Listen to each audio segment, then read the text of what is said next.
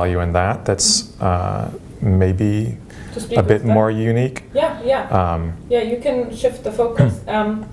One more thing is, I'm not sure if we're leaving my questions in, so if in a way, if you want, start use responses with like kind of restating it or like, yeah, but if it's natural, if you remember it, but not to give you too much of a flow.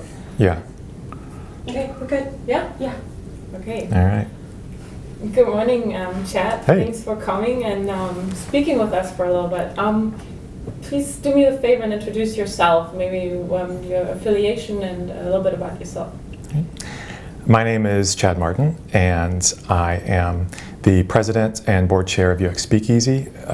It is a 1,400-member design nonprofit here in San Diego. We started out as 13 people meeting in a bar and have grown about 1,000% in just 4 short years.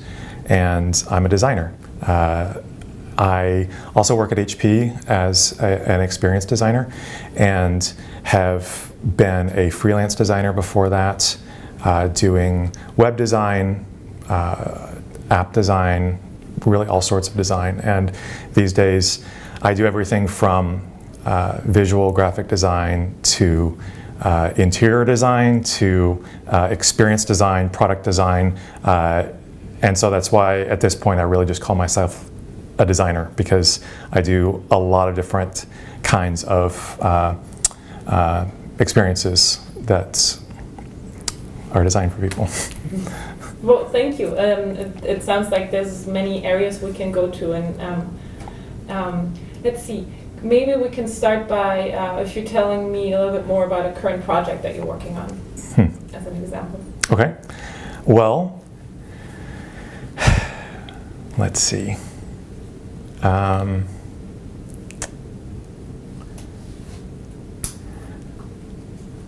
As far as current projects go, I can't speak in detail to the work that I do at HP because I typically work on products that are not coming out for 2 to 3 to 4 years, and so that stays kind of on the quiet side. However, the kind of work that I do at HP is creating product vision for what a product can be. Ultimately, I'm trying to take an idea that we have for a product and make it the best that it can be. Think about the people that are going to use it, the environments in which it will be used, all of the obstacles that people might encounter along the way, and try to make that product as compelling as possible, making it something that is not just beautiful, but really useful and easy to understand, easy to use.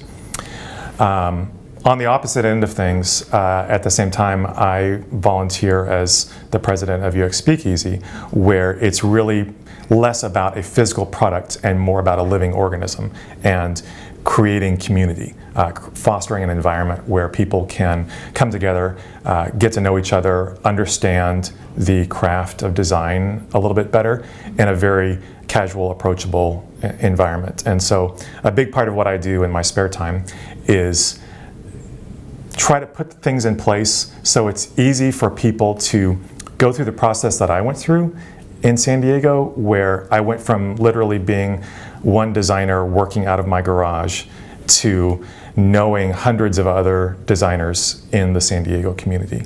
And so I'm really trying to facilitate the process of making it easy for people to get connected to each other, and as a result, I hope, elevate design in San Diego. Thank you. It's interesting what you share about HP, that there is that there are projects you're working on, and I totally understand it. Is there maybe a past project that you can talk about as what that a past project that you want to share about? Think about that thought for a second, and I'm going to reframe you for just 1 second. I just realized that I could see our reflections in the back. Oh. So let me just reframe you really quick. Okay. Oops. I just saw that and I was like, okay, let me fix this. Better to realize it now than... Think about the question and I can repeat I can redo the intro or whatever. Thank you so much.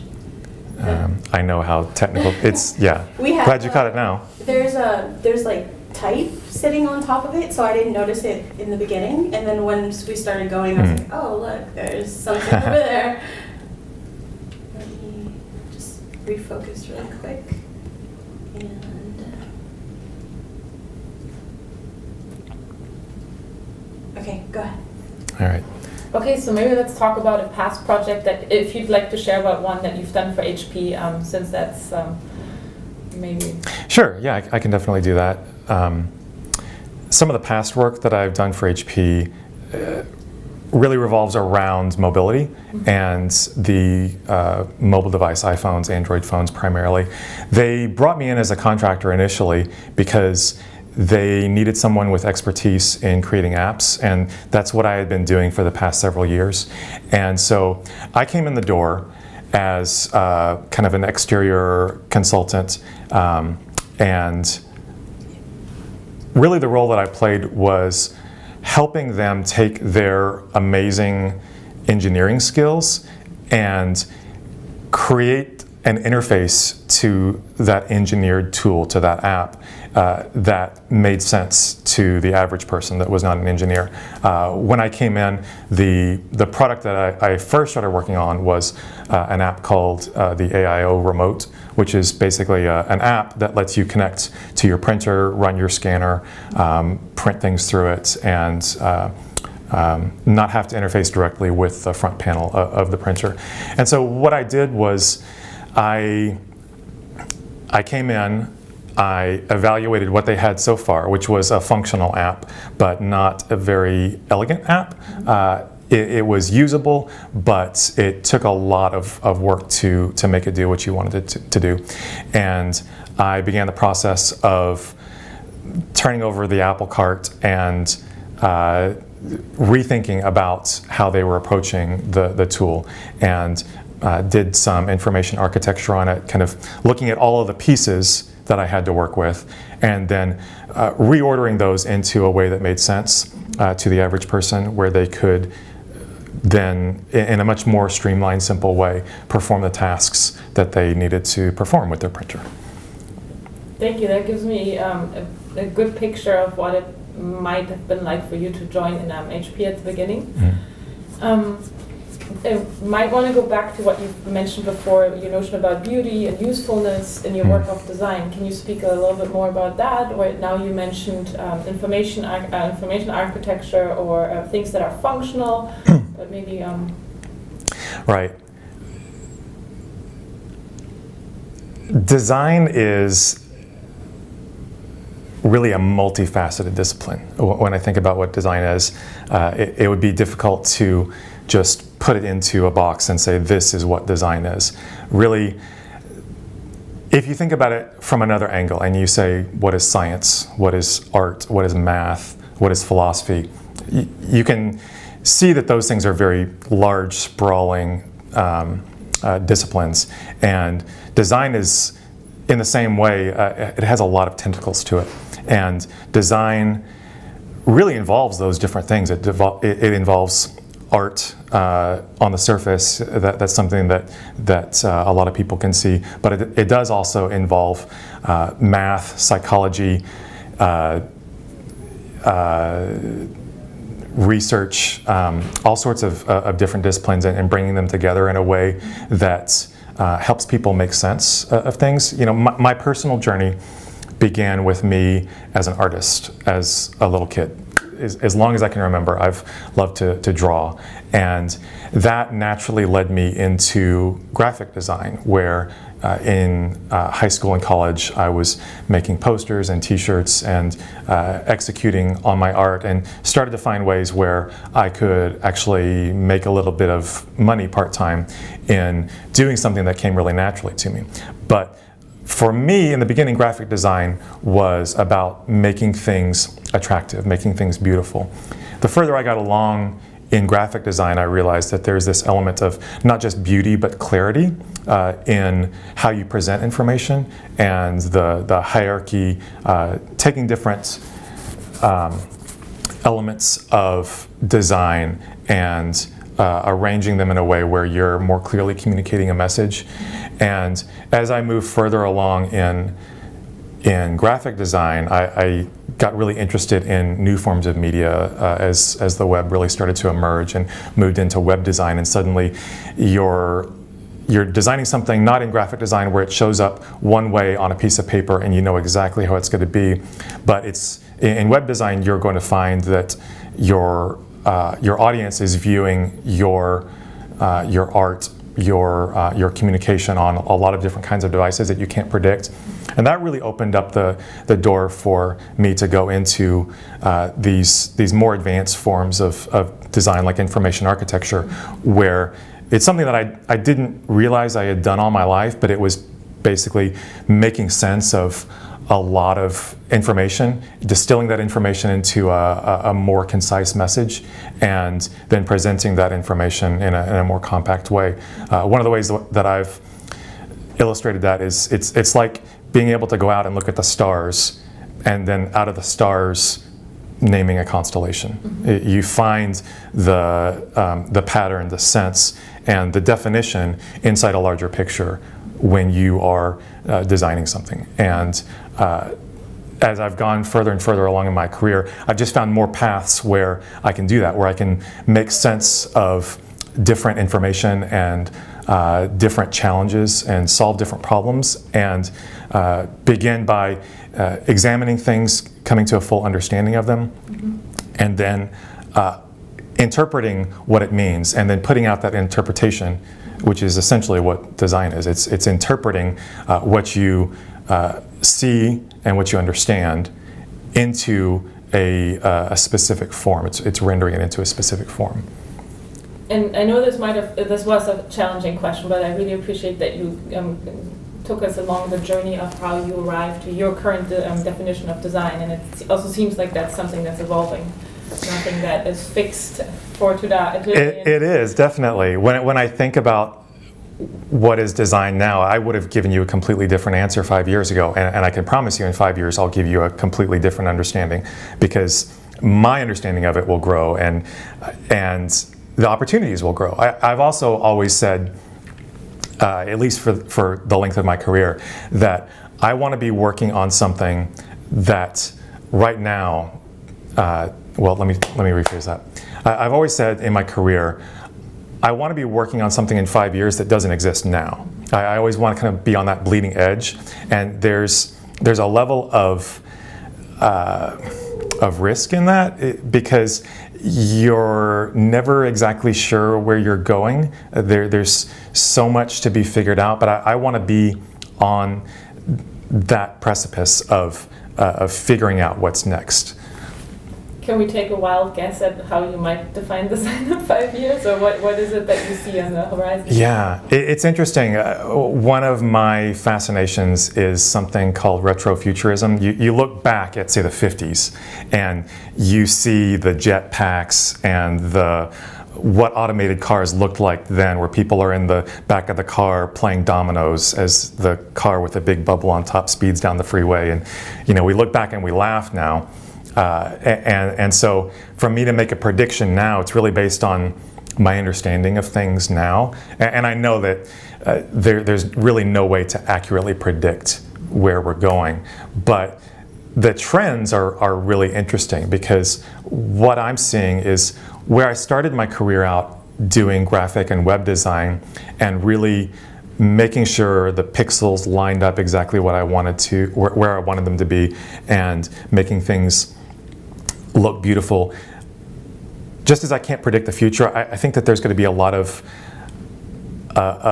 unpredictability in where design is going. I think that as computers are programmed to do more, what we call machine learning or artificial intelligence, which bleeds over into autonomous driving and drones, and computers basically doing a lot of the things that humans had to program into them before, but they're figuring it out now. Not that they're necessarily going to turn into killer robots or anything, I hope. But really I think in 5 years as a designer, I'm going to be designing things less like a specific web page or website, and more designing a system, a framework in which things will happen. And that will take into account computing power, people's behaviors. It will take into account definitely aesthetics and all the things that I've needed to take into account before. And it's going to progress things to a new level where I'm still having a hard time right now wrapping my mind around the fact that I wouldn't necessarily design a thing, but an environment and a way for things to work. And out of that, knowing that there are so many variables that are going to interact with each other that you cannot predict exactly what's going to happen, but that you're putting guardrails around things so that things, the closest example I can think of is autonomous cars, where you have the roadway and you have the elements in place where that car can do what it needs to do. It can get where it needs to go. And there are always going to be things that throw the system off. But I think what I'm going to end up doing is working more on designing systems and frameworks rather than specific predictable output like a website. Mm-hmm.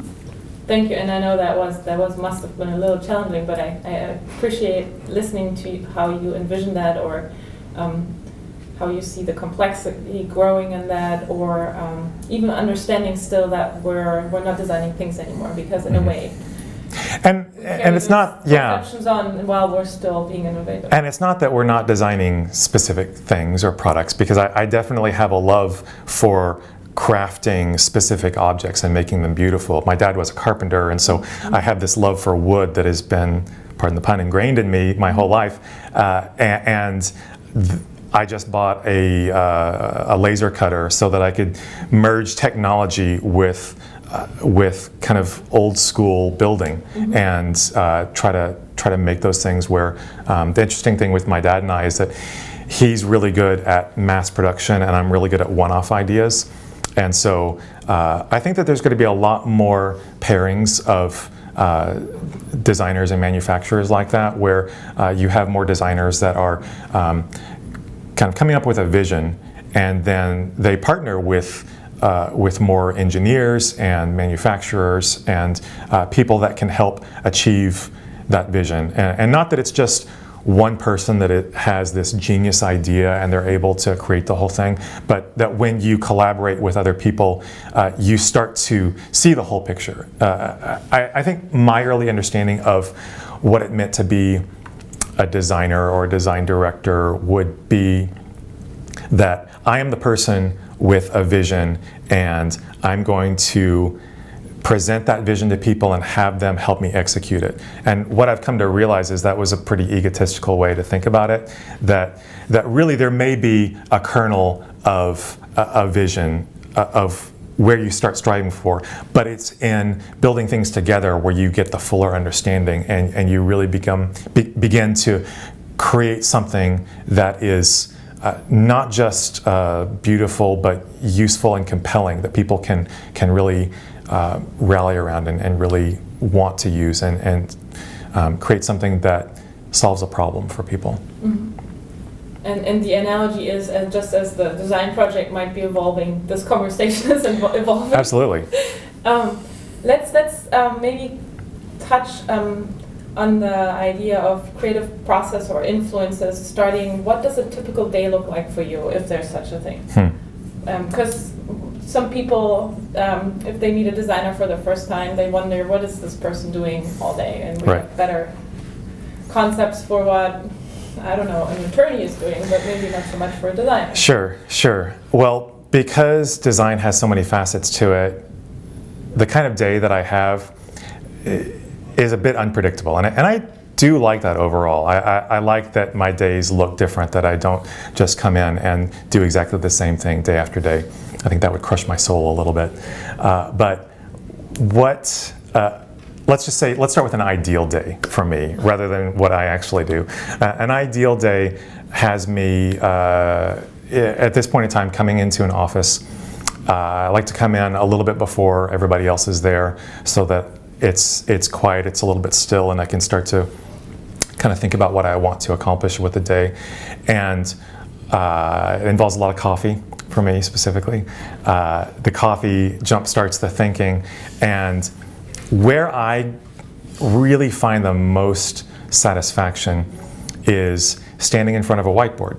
I've always been somebody that likes to draw, and for me, what I like to do is stand in front of a whiteboard thinking about a problem that I need to solve. And I will stand there and just start writing through the problem. Sometimes that's putting the question up there. A lot of times it means filling up a whiteboard with all of the elements of the problem that I need to take into consideration, and then stepping back, looking at it and looking for the patterns in it, because a lot of times I feel like I'm someone who can see the big picture, that can stand back and look at the whole forest, and that can be a little bit overwhelming. Again, to return to like the stars metaphor of looking at the breadth of complexity of something, and knowing that out of the complexity of a current problem, you have to pull out the most important parts, the things that specifically need to be addressed, because ultimately what you're aiming for is clarity, at least for me. And so when I step back from that whiteboard, sometimes I'm able to step back for just a couple of minutes and look at it. Sometimes I have to come back to it the next day or a couple of days later, fresh, and see what's there, and then patterns start to emerge. And out of those patterns, I start to see a framework of how I can really, maybe for the first time, define the problem. Because a lot of times in my job, people come to me with a product that I need to work on, or a service that we need to design. And it's often very easy to say, okay, this is the product that we're making, or this is the service that we're providing, without really going deep. And I think one of the most important things to do is to have an understanding of why. Why are we doing this? What problem are we trying to solve? Because it would be very easy to walk up to that whiteboard with my assignment of create this product, and I could create it, but without knowing what the underlying reason for that product is, mm-hmm. I could create the complete answer for that product, but it's answering the exact wrong thing. That we could spend months and years creating something, but we make it for the wrong reason, or there's an underlying reason that something is the way it is. And so we want to make sure that we're answering the right problem. Again, I said previously that I can't really talk about some of the projects that I work on at HP, but I just recently spent 2.5 years on one product that had been attempted several times inside the company, and the product idea had been brought forward to managers really every 3 to 5 years for the last 15 years or so, and it never really went anywhere, because I think that people had attempted to solve the surface problem. And what I and one other designer really did was we started trying to get underneath the surface problem and understand the deeper problem, the deeper need, and the deeper value that we could provide. And when we did that, that led us along this whole trail of understanding. And so when you've got that understanding as an underpinning, you end up building something off of that foundation that is better. And so when that product ends up going to market and people try to copy that product, they don't have this fundamental understanding underneath it. And so their product's copy is really just getting the surface. And so it's very likely that it's never going to be quite as good, because it's not getting down to the core of answering a problem or providing a specific kind of value that people really want or desire. Thank you for this answer. I think this is great material and a great wealth of explaining how when someone walks in with a problem, a customer, you widen their lens, you deviate them, you take them deeper. So in a way, it's you're coaching them towards a different way of thinking in the process of offering your service. Exactly. Everything is designed. It's just that not everything is designed well. Mm-hmm. A lot of times a client would come to me with something that they knew they wanted to make, and they would essentially just want me to execute on their understanding of what needed to be made. And where I was able to really provide value to clients was in not just doing exactly what they told me, but making sure if they had a vision that they had a true understanding of what problem they were solving or what value they were providing, digging deep to figure out who the audience was, what the audience needed, ideally being able to do some research and actually talking to people that would end up using this product. Because, like I said, because everything is designed, everything can be functional, but not everything can be easy to use or compelling to be wanted or to be desired. I think an intentionally designed product or service is something that is compelling, that people can love, can be passionate about, or they may not even know why they're drawn to it. But it can do that. And on the flip side, well-designed things aren't necessarily the things that people are just really drawn to, but when you design something in a way where it solves a problem, that problem goes away. And so you don't realize that it's designed. So you sometimes don't get the credit. Well, no, but right. It's true. It's a good point. Exactly, yeah. I heard that from a costume designer where she said, good costumes, you really step back and you just let the thing be and speak for itself. Let me touch on something such as what inspires your work, and I think you've answered that in some way. But maybe let's take a step at it, and maybe there's a summary to that. You've touched on that in several ways, but what inspires your creative work? What inspires my creative work? That is a good question. It comes from all over.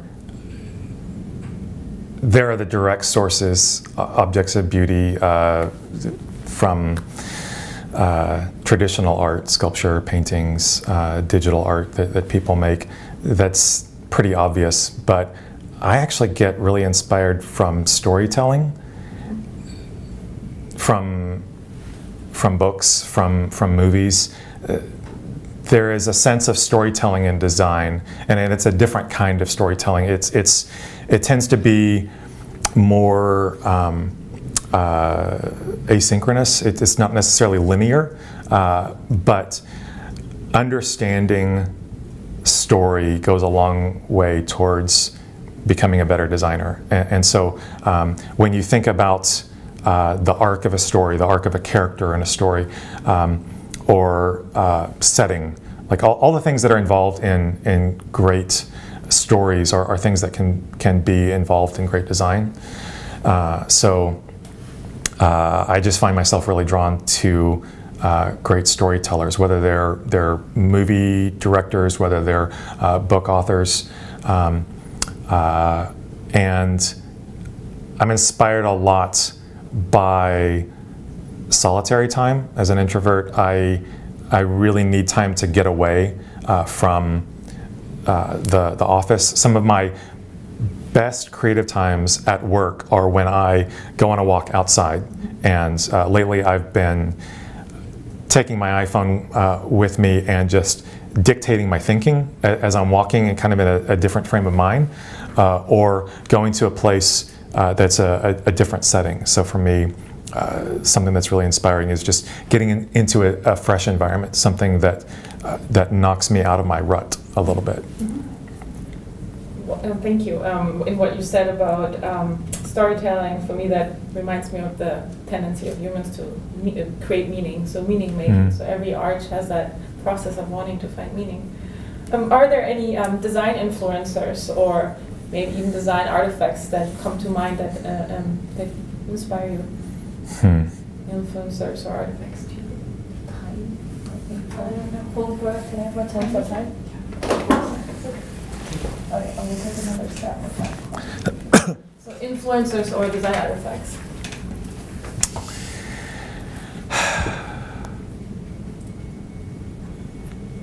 I can't say that I exactly have a design hero, someone that has specifically influenced me. I think I do take a little bit of inspiration from designers that really blossomed in the later stages of their career journey. I feel like it's taken me a long time to get my footing and be confident in who I am and what I have to offer as a designer. And so people that have flourished later in their career, like Ray and Charles Ames and even Dieter Rams, people that just kind of like built momentum over the years, I think have been encouragements to me because I look back at the time that honestly I probably wasted as a designer, not pushing myself enough. And it's not that I want to go back and change things, but I do look forward to moving forward and knowing that the best is definitely yet to come. I do have some artifacts in my life that just bring me a sense of comfort and peace and even just a little bit of joy. One of those things is it's on my desk. It's something that my grandfather gave me, and I can't say it's exactly a design artifact, and it was designed, but it is a telephone pole insulator. It's a little glass object about this tall. It's this bluish green glass that used to go on top of telephone poles, and they would wrap wires around it. And my grandfather in World War II was a telephone operator in the field, and then came back and worked for GTE, which eventually became Verizon. And so he's an old school telephone guy, and I find it really interesting that he spent his whole life working on phones, and now my career has taken this trajectory around mobile phones and devices and kind of the next generation. And so this one little telephone pole insulator made out of glass is kind of this reminder of this connection to where I came from. And he's just an amazing man that this little object just reminds me of on a daily basis. I can totally empathize with that. The other camera stopped, so Okay. I'm just gonna go over there and turn it on again. But you can, Okay, we'll continue. yeah. Let me. I'll let you do that, and then we'll. I think we're 2/3 through. We're going to talk a little bit about San Diego next, and maybe a curious fact, or then wrap it up. You're really eloquent. Thank you. Thanks. Yeah.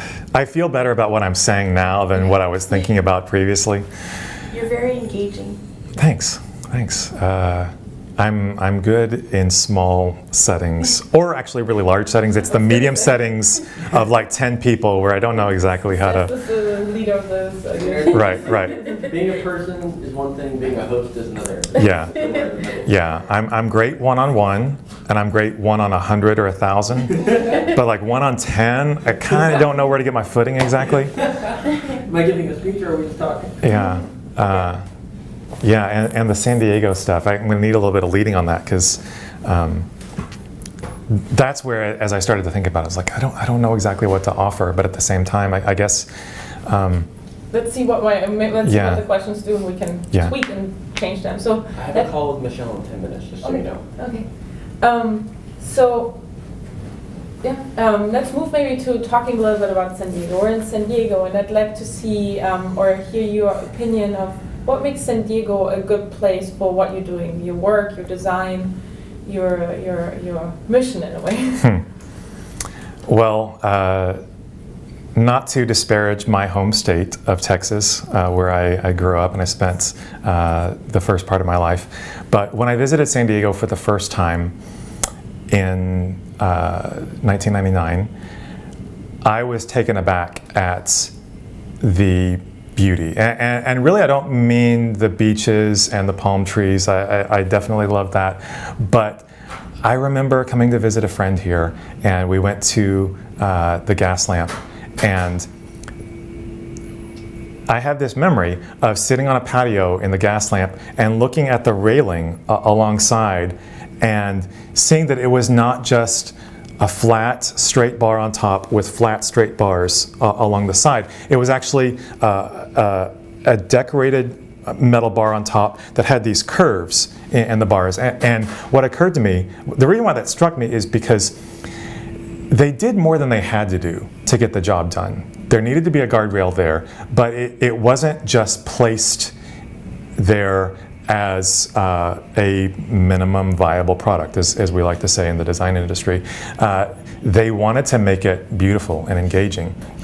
And in doing so, it drew me to it.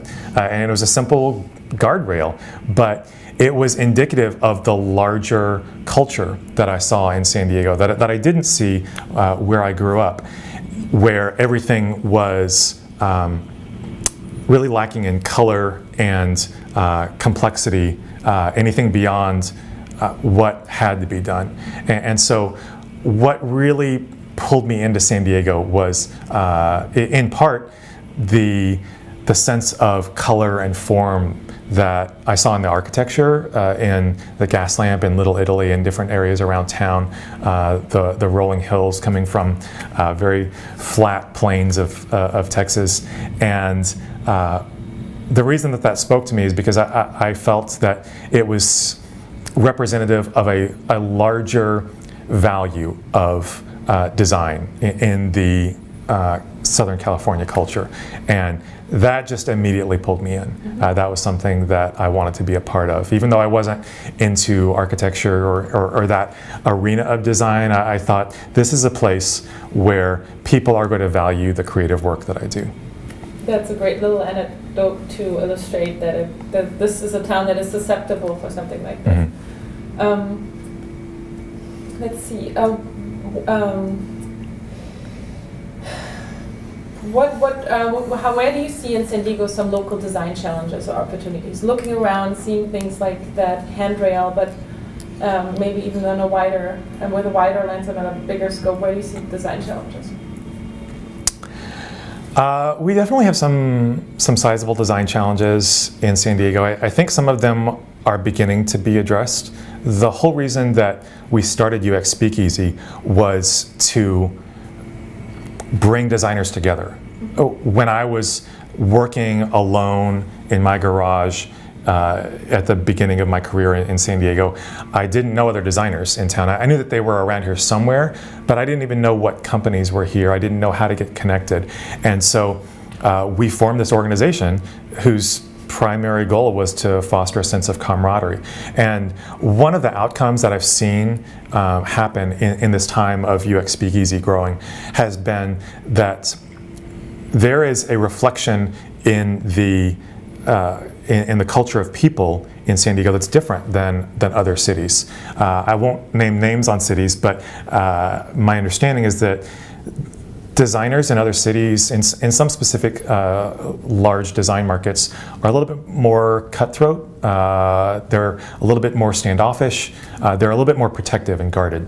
And what we've seen, and as people have come in to visit from other cities, is they come into the San Diego design community through places like UX Speakeasy, but not exclusive to just us. And they felt welcomed, and they've felt this sense of camaraderie, which is really going a long way from people like myself working in silos in our little parts of different areas in San Diego, and finding that there is not just community of like minds, but community of people that do want to work together and that really want to help each other. And so that's something that's still in progress, but I think that we've come a long way there. I think that another challenge that we have in San Diego is really valuing design, and I think that that starts with understanding what design has to contribute.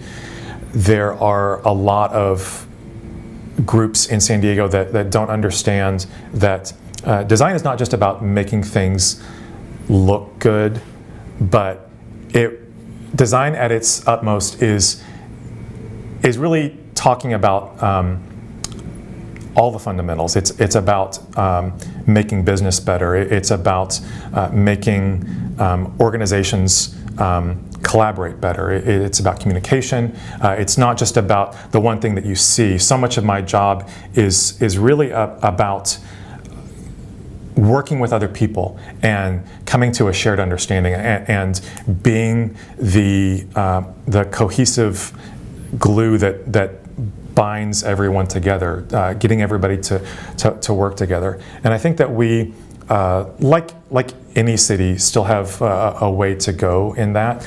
But I think given our backgrounds with a lot of industries that have traditionally not been design-centric, collaboration-centric, I think that's one of our big challenges in getting people to understand the value, not just aesthetically, but even monetarily and at a society level that design can bring. Thank you for highlighting that or outlining that, and I do agree. We can still talk more about the value that design can add. You've talked in many ways about what design is, gave so many beautiful examples, and unless you're begging me to do a nutshell definition, yes, I know we're Check it. yeah. So we're Okay. just We're moving okay. forward. Last one. Yeah, that's what. I don't with the parking too, so I'm Okay, worried about that. It's okay. You're good. But in a way, could you maybe speak briefly or in a way about what's a common misperception about design?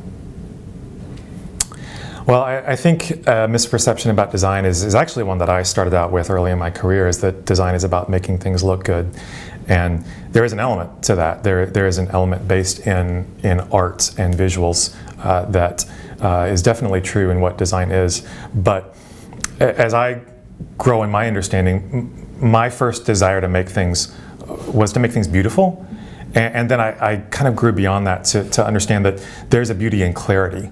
And that it's layers. It's the outside veneer is how something looks. As you go deeper, you begin to make things more understandable.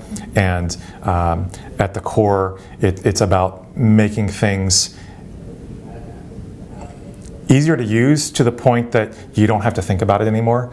And really just going down as far as you can drill down. It's about making, I think, life better for people. It's not just about one person's self-expression, but it's about serving the greater good, and that happens in a lot of different arenas, a lot of different disciplines outside of design as well. But the thing that I like about design is that it bridges a lot of those different disciplines and ways of thinking in a way that it acknowledges that there's value in the sciences, there's value in social aspects, there's value to be had across the board, and it pulls all of those things together into one larger vision that serves all the different aspects. And thank you for, in a way, summarizing that as you did actually explain it before. I think towards the end, is there a topic that we missed, something that you feel now that we've talked about this, anything that has been unmissed, anything? I had written down a few notes. Let me just... That's good.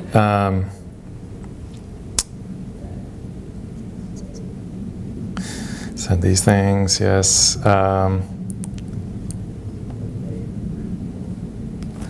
So those things, let me check this one. I rarely work out of just one place. That looking in my phone, sometimes, like I said, I walk around and I'll dictate notes because it activates one part of my brain to be walking and talking literally and working through my ideas that way. But there is just something about putting pen on paper that activates this whole different part of my brain that can really bring out things that even surprise me. Sometimes I write things down here. I think you had seen this. I put this on Instagram a while back. Just thinking about a phrase, the one that popped in my mind as I was thinking through a certain problem. I knew we wouldn't do something like this was not the way to answer the problem. And so I wrote down, we would never do this, but what if we did? Because I think that's typical of a designer's thinking where, on the surface it seems like this is crazy, this would never work, but let's just do a thought exercise. Let's just walk through the whole thing and see what emerges, because oftentimes you would not actually do that thing, but something interesting can come out of that, something unexpected. And a lot of times that's where the answers lie, is when you explore the unexpected and you start to think about different ways of approaching things. And I think that's one of the things that I find most satisfying, is finding those little surprises, those little nuggets of the unexpected as you explore a design, a solution, a problem, and find out what's hiding underneath the surface that wouldn't have otherwise been discovered without your intervention, without your creativity. And I find that also very courageous to think something through, even though it's not viable. That's scary or silly, but yeah, that is in a way it takes courage or in the process. It's I look at my career inside HP, and one of the things that I do love about it is that it's such a large organization that they're able to try out a lot of different ideas. And about, I'm going to say, 80 to 85% of what I have designed, what I've worked on, has not seen the light of day and will not. However, the 15 to 20% that has is really the best of what we have to offer. And that 80% that didn't make it is still valuable. I've learned so much through that process, and a lot of times those initial threads that you start chasing down that may not actually go anywhere and produce something specific, you uncover something that becomes the core of something much bigger than you ever thought you were going after in the first place. Mm-hmm. And so even though a lot of the searching and thinking that I do doesn't necessarily lead to the end product that I was looking for, it can often lead to something that is even better than what I thought I was looking for. Mm-hmm. But I think those were I think we kind have of the highlights. Enough material to definitely highlight you and show your unique contribution. But yeah. Do I need to do the intro again because of the reflection, or? Sure. Can you flip through your notebook for me real quick? Yeah. I'm just gonna get some shots. It's very private stuff, so no I'm just kidding. worries. Yeah, it's. I've been a fan of these moleskin notebooks for a long time, just as a place for me to kind of gather my ideas. Sometimes it's